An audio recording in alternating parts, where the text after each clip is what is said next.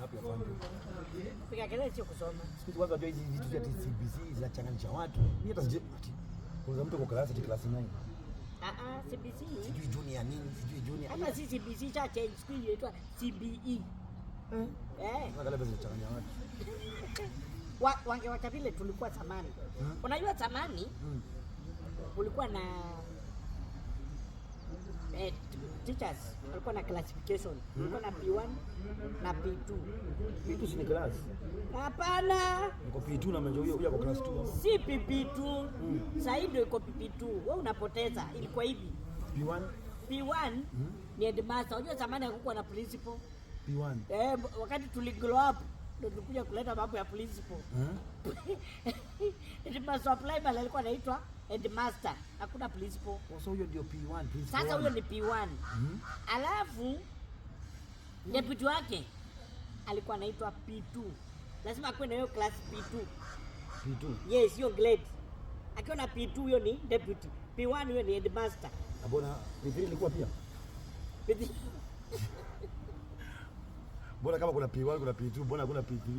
Hapo ndio nakwambia wewe sio ulijaje polisi. Kwa nini? P3 unajua ni mtu. P3 ni ya mtu kama amekongwa vizuri.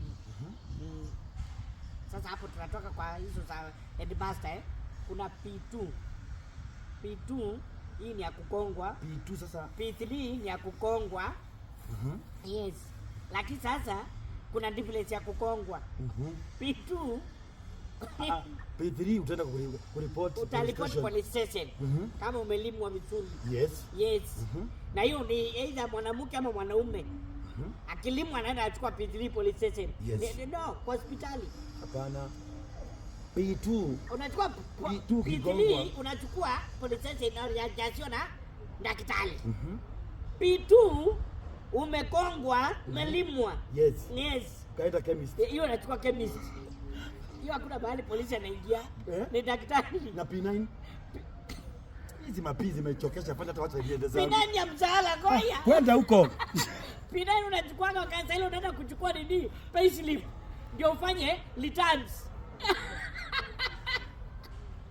Hiyo masomo kidogo ni mbaya. You should get learned people. These P's nazo pia zimekuwa mingi. Maprofessors wajitokeze watuambie which P belongs to which P. P zimekuwa mingi mpaka katoloka. Mpaka kuna P. Lakini hii maisha yenyewe kusoma sometimes ni muhimu, lakini hapo kwa kuconfuse. Anyway, na bora umeniacha wewe. Haya. Ni kama niko sky